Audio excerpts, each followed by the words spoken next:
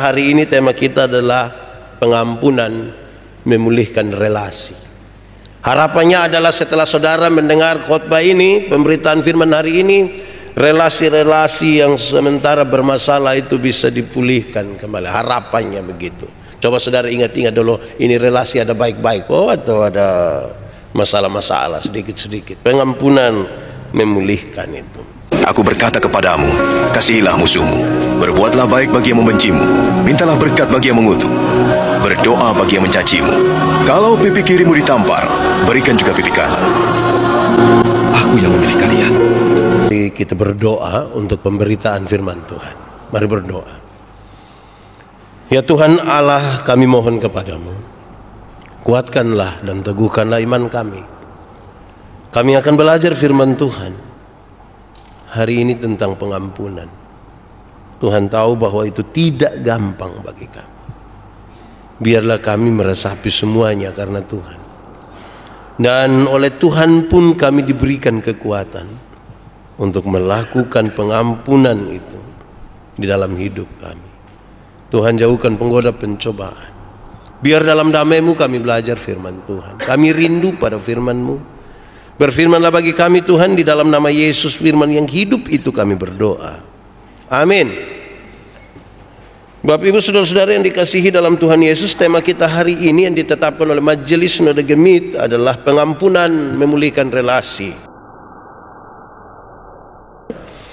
Pembacaannya terambil dari Injil Matius pasal 18 ayat 21 sampai ayat yang ke-35. Injil Matius pasal 18 ayat 21 sampai ayat yang ke-35, perumpamaan tentang pengampunan. Kemudian datanglah Petrus dan berkata kepada Yesus, Tuhan, sampai berapa kali aku harus mengampuni saudaraku jika ia berbuat dosa terhadap aku? Sampai 7 kali? Yesus berkata kepadanya, bukan. Aku berkata kepadamu, bukan sampai 7 kali, melainkan sampai 70 kali 7 kali. Sebab hal kerajaan sorga seumpama seorang raja yang hendak mengadakan perhitungan dengan hamba-hambanya. Setelah ia mulai mengadakan perhitungan itu, dihadapkanlah kepadanya seorang yang berhutang 10.000 talenta. Tetapi karena orang itu tidak mampu melunaskan hutangnya, raja itu memerintahkan supaya ia dijual beserta anak istrinya dan segala miliknya untuk membayar hutangnya. Maka sujudlah hamba itu, menyembah dia, katanya, sabarlah dahulu, segala hutangku akan kulunaskan. Lalu tergeraklah hati raja itu oleh belas kasihan dan akan hamba itu, sehingga ia membebaskannya dan menghapuskan hutangnya. Tetapi ketika hamba itu keluar, ia bertemu dengan seorang hamba lain yang berhutang 100 dinar kepadanya.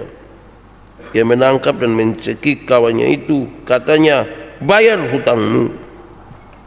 Maka sujudlah kawannya itu dan memohon kepadanya, sabarlah dahulu, hutangku itu akan kulunaskan. Tetapi ia menolak dan menyerahkan kawannya itu ke dalam penjara sampai dilunaskannya hutangnya.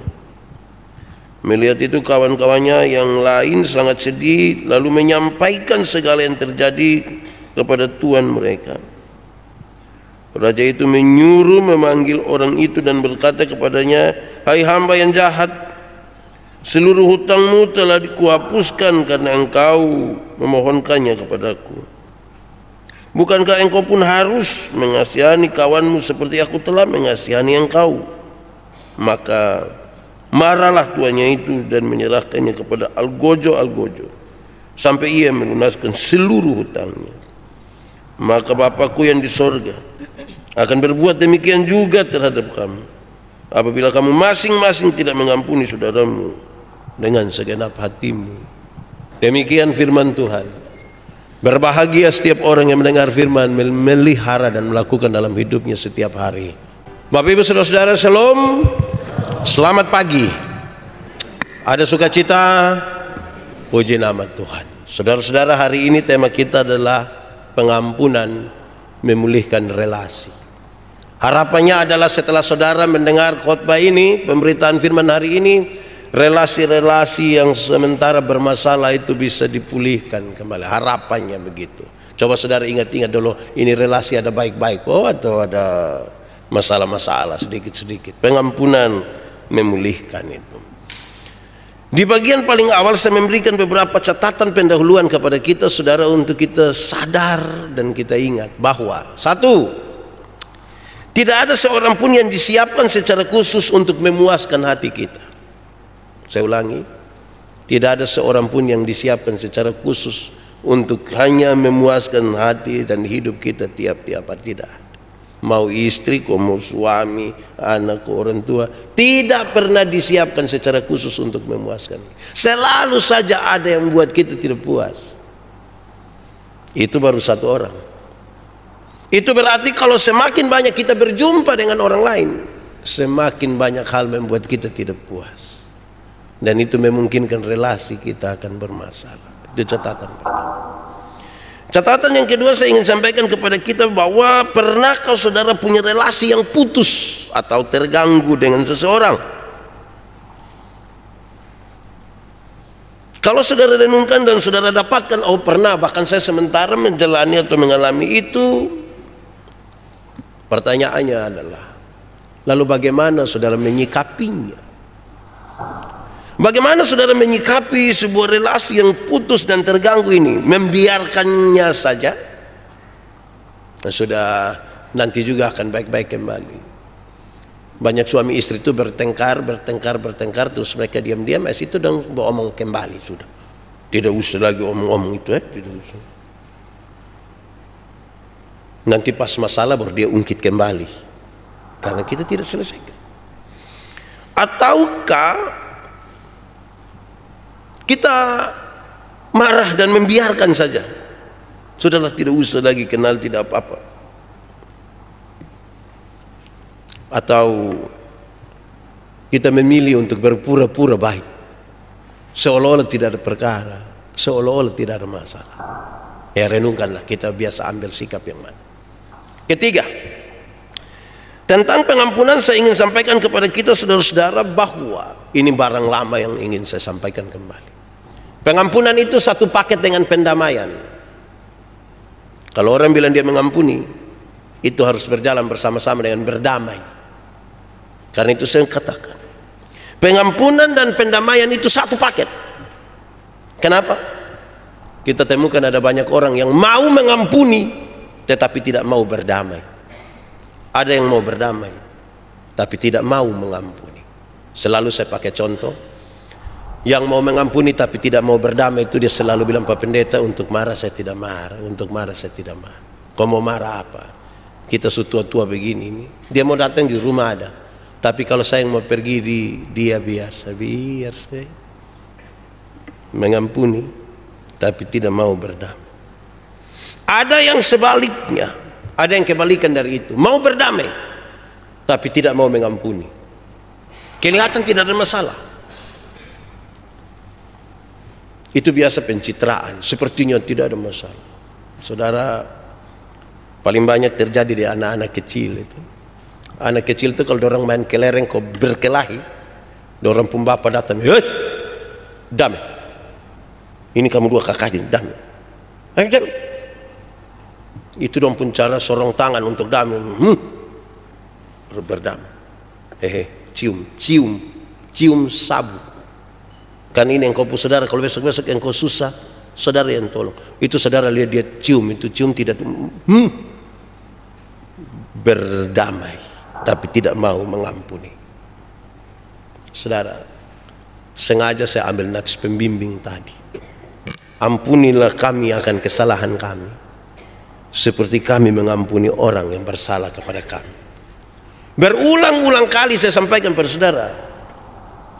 Itu kalimat kalau kita pakai bahasa yang lebih ringan, bahasa sehari-hari, bilang begini, Tuhan ampuni saya seimbang dengan saya mengampuni Pak Melki.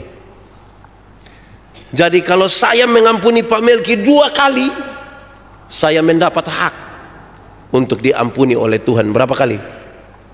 Seimbang. Tapi kalau saya tidak mengampuni Pak Melki, sebenarnya saya harus bilang kepada Tuhan, Tuhan mohon maaf, tolong jangan ampuni saya, karena saya belum mengampuni. Wah, berat juga ya. Pada satu sisi kita mau diampuni, tapi pada sisi yang lain kita berat sekali untuk melepaskan pengampunan.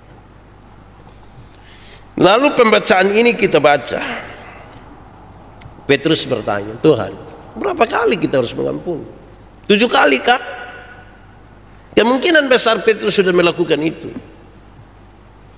7 kali kah? Petrus menyangka bahwa kalau saya sudah ampuni sampai 7 kali itu saya sudah hebat itu. Dia bikin salah, saya sudah ampun. 2, 3, 4, 5, 6, 7. Kurang apa lagi saya? Saya bayangkan Petrus sampai 7. Kalau kita di Kupang itu 3, saya ingat 2 kali. Karena kita biasa 3. Saya ingat saudara-saudara, ada satu waktu ada kucing, dia makan ikan goreng. Terus ibu di rumah bilang, 1,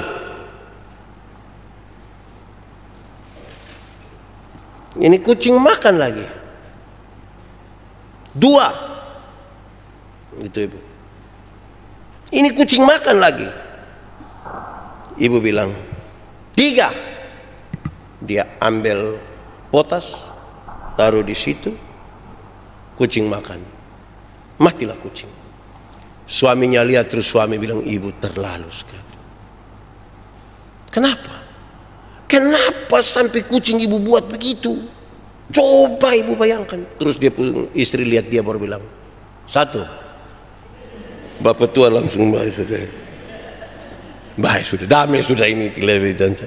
Kita nih kadang-kadang, Petrus 7 supaya kayak kita nih 1, 2, tapi yang emosi dong tidak sampai 3, 1. Petrus kira-kira begitu. Lalu Tuhan Yesus menjawab, bukan 7 kali Petrus, 7 kali 70 kali.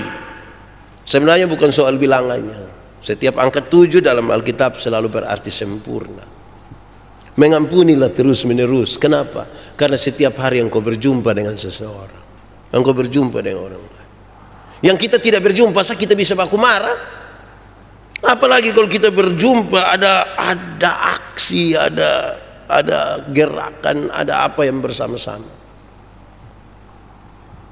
Lakukanlah terus menerus sambil engkau siap bahwa dia akan melakukan sebuah kesalahan baru. Lalu Tuhan Yesus memberi perumpamaan ini. Tuhan Yesus gambarkan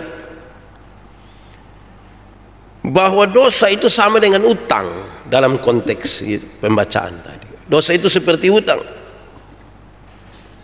Perhitungan akannya itu dilakukan oleh raja. Raja yang atur itu perhitungan, bukan yang ambil, bukan yang pinjam yang atur, yang kasih yang atur. Digambarkan ada orang berhutang 10.000 talenta.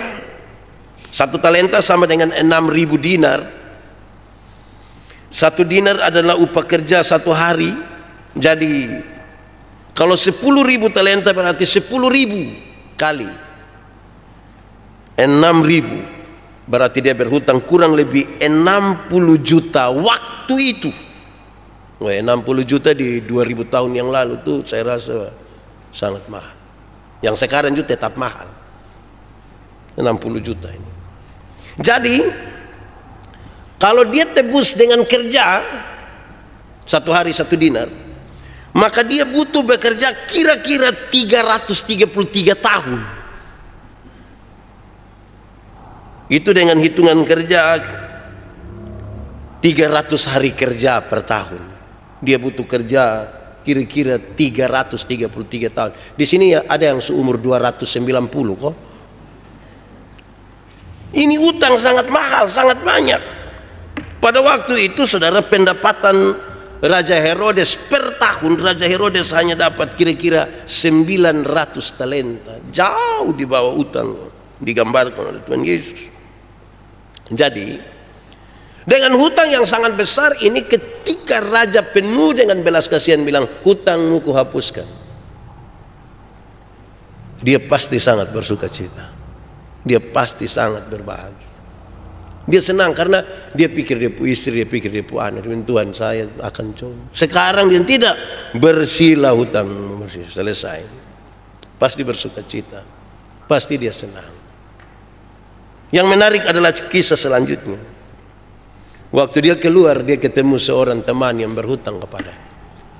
Tidak sampai 10.000, hanya 100. Jauh di bawah hutangnya kepada raja.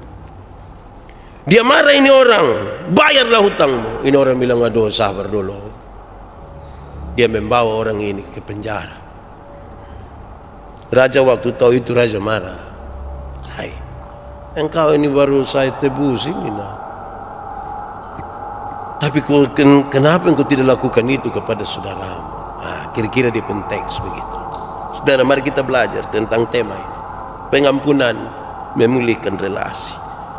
Di bagian awal daripada menjawab tema ini, saya mau kasih tahu saudara bahwa hal-hal yang penting. Kenapa pengampunan itu penting? Kenapa pengampunan itu sangat penting? Satu, jika kita tidak mengampuni, itu berarti kita berdosa kepada Tuhan. Saya ulangi, jika kita tidak mengampuni, kita sementara berdosa kepada Tuhan. Karena Tuhan bilang, ampunilah seorang terhadap yang lain. Jadi kalau saya dan saudara tidak mengampuni, kita berdosa kepada Tuhan. Karena itu pengampunan itu penting. Kedua, jika kita tidak mengampuni, sebenarnya kita tidak memahami karya penyelamatan Yesus Kristus di kayu salib. Kenapa Tuhan Yesus disalibkan? Karena dia mau mengampuni saya dan saudara.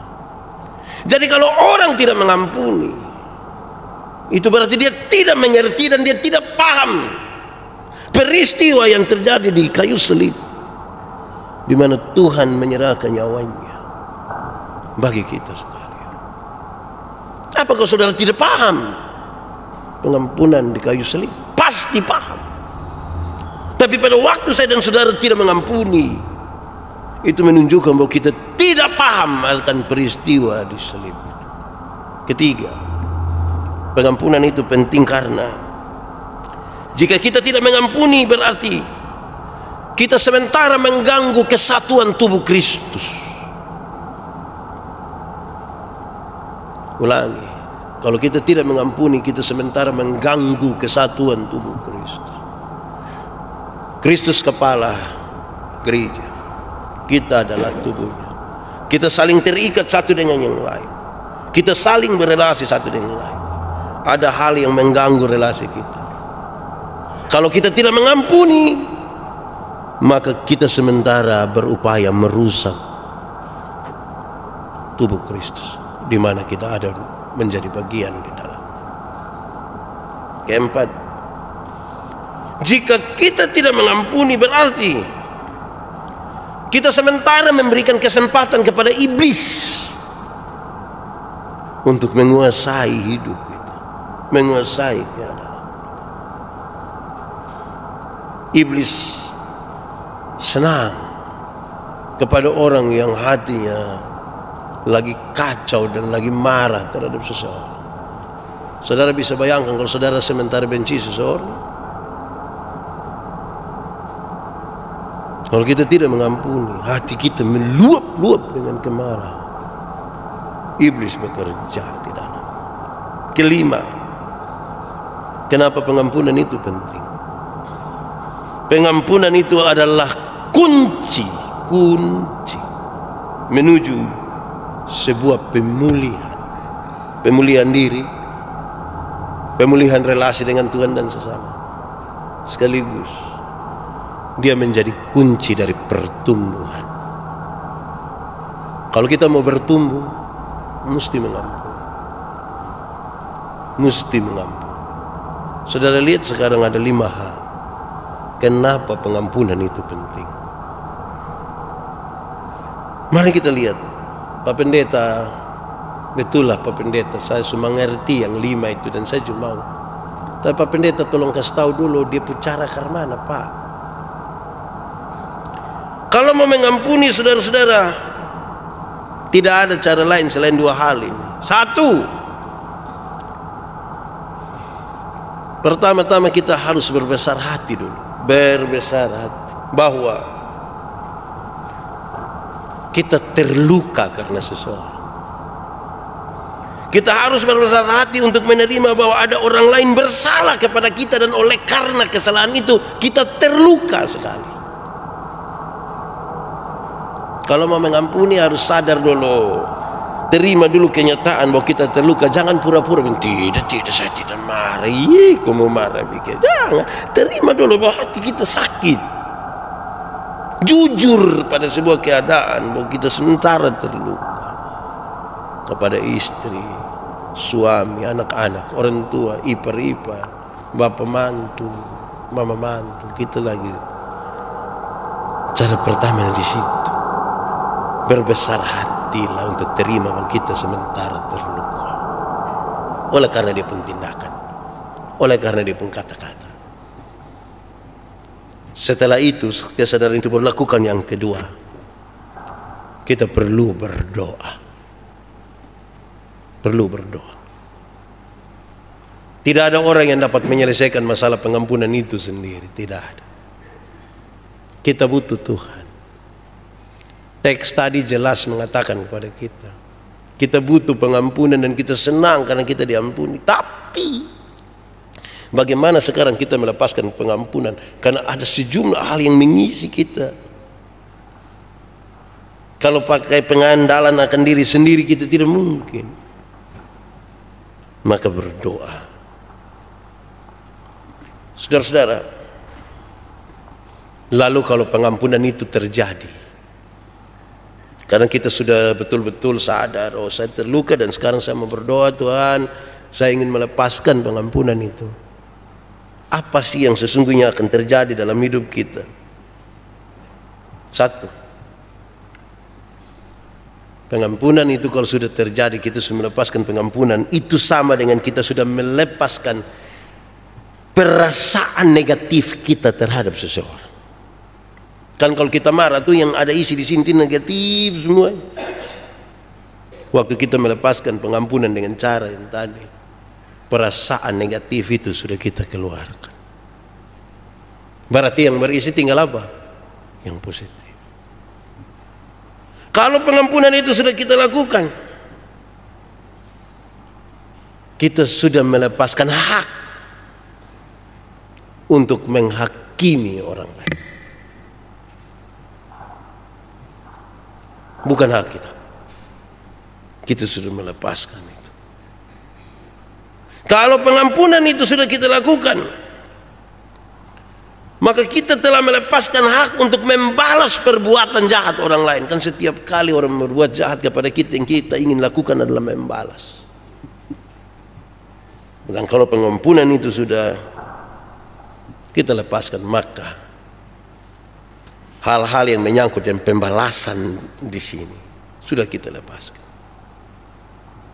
Bahwa kita telah menyerahkan perasaan negatif, semua yang tidak baik di sini, yang ingin balas dendam, perasaan negatif, hal ingin menghakimi orang, kita lepaskan.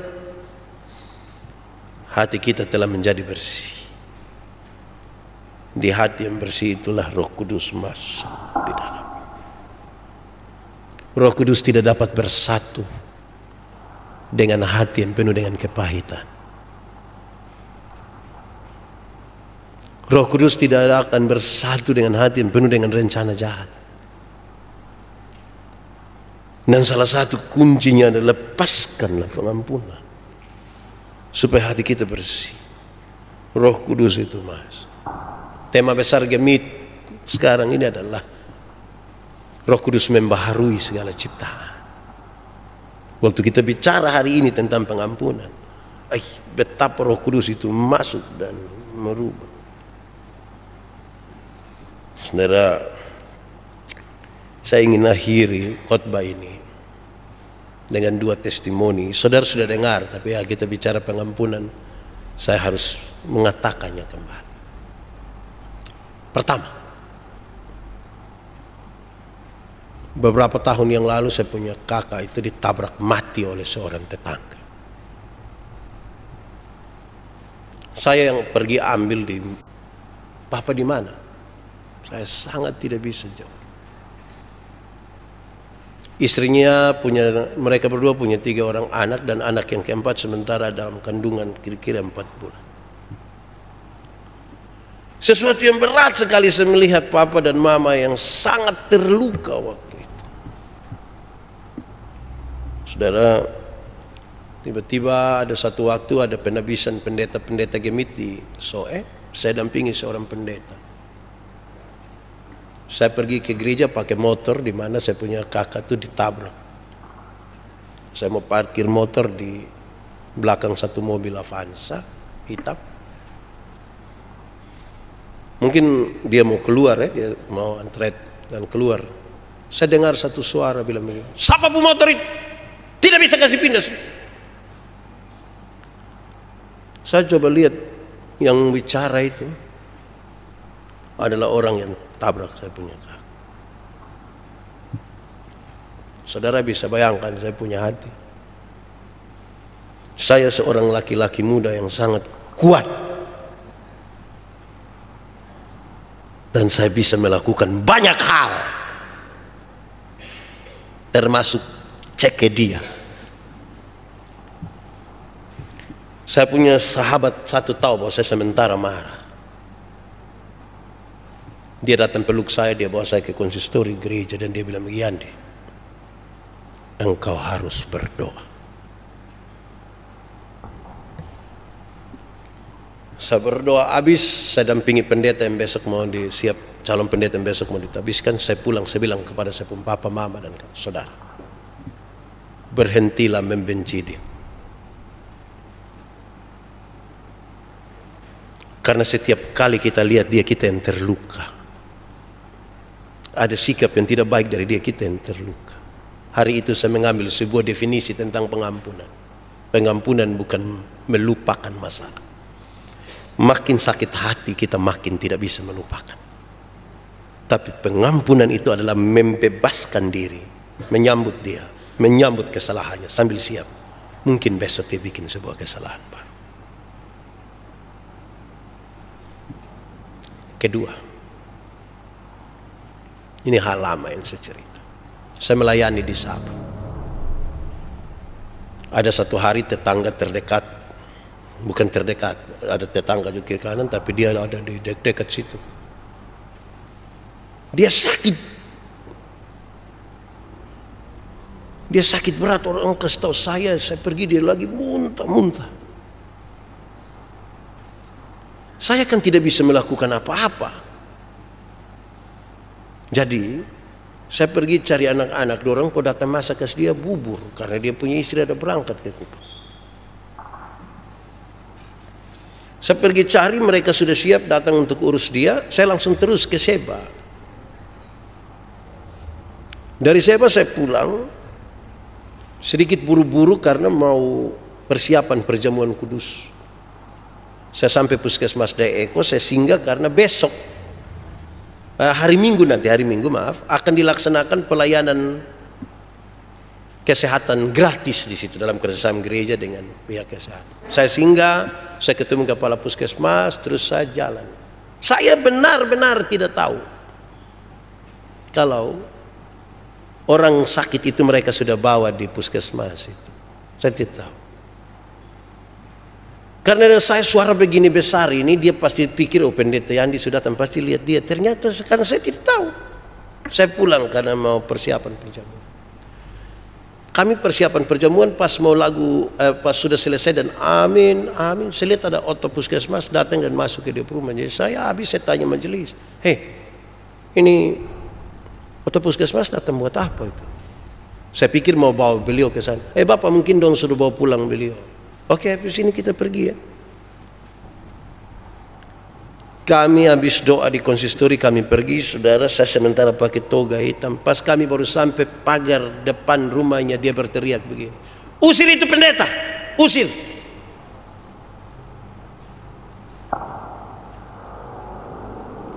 Dia punya istri sudah datang. Saya lihat majelis dong agak sedikit terganggu. Saya bilang, mari kita masuk. Waktu kita masuk, beberapa majelis tidak tahan karena dia mulai maki, dia mulai marah, dan seluruh bahasa makian itu dia sampaikan untuk saya. Menurut saudara, saya punya hati penuh sukacita kok. Saya bilang kepada istri, "Ina, bikin kopi dong, kok saya minum." Majelis separuh menangis dan mereka pulang. Itu kopi pahit itu 4 kali lipat dari itu kopi yang sebenarnya.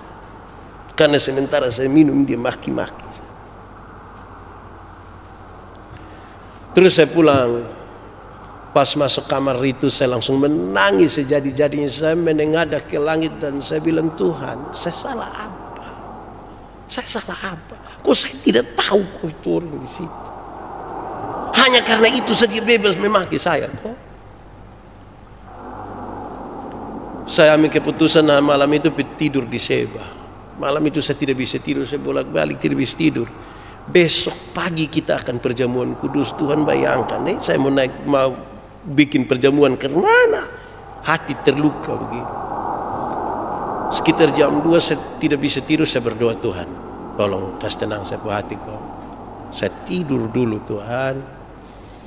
Dan Tuhan tolong kuatkan hati saya. Kan saya tidak mungkin laksanakan perjamuan kalau saya begini. Kasih kuat sedikit untuk saya bisa pergi dan minta maaf di dia." Singkat cerita, saya bisa tidur, bangun pagi, saya siap-siap. Saya pulang. Mau perjamuan, dalam pikiran tadi, bagaimana saya harus naik kalau saya dengan hati yang begini. Saya harus singgah di dia dan minta ampun. Walaupun saya salah, saya tidak salah.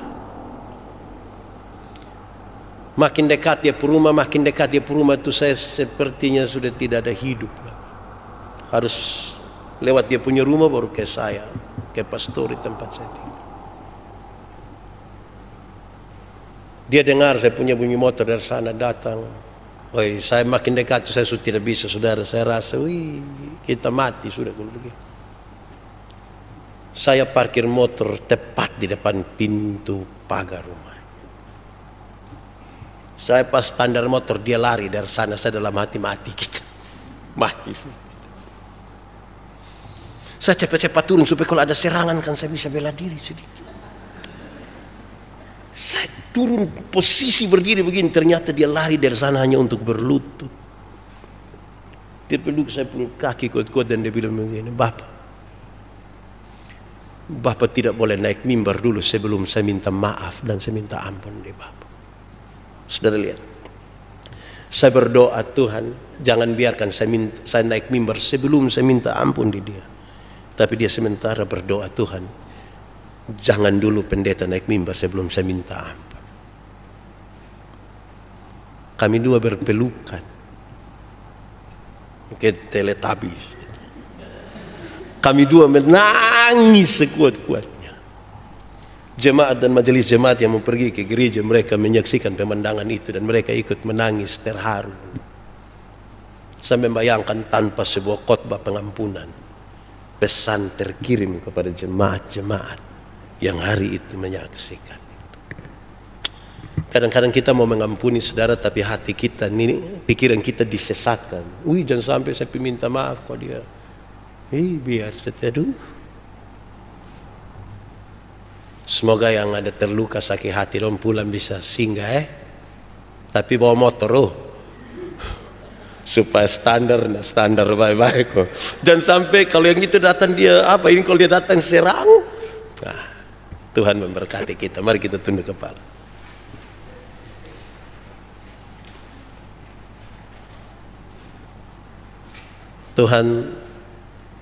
Tuhan yang paling tahu apa yang ada di dalam hati kami setelah kami dengar firman. Kalau Tuhan izinkan dan Tuhan gerakan hari ini kami harus mengampuni seseorang, biarlah itu terjadi karena nama-Mu. Biarlah kami dimampukan dan kami tidak disesatkan oleh pikiran kami sendiri. Terima kasih ya Tuhan. Di dalam nama Yesus kami berdoa. Amin. Aku berkata kepadamu, kasihilah musuhmu, berbuatlah baik bagi yang membencimu, mintalah berkat bagi yang mengutuk, berdoa bagi yang mencacimu. Kalau pipi kirimu ditampar, berikan juga pipi kanan.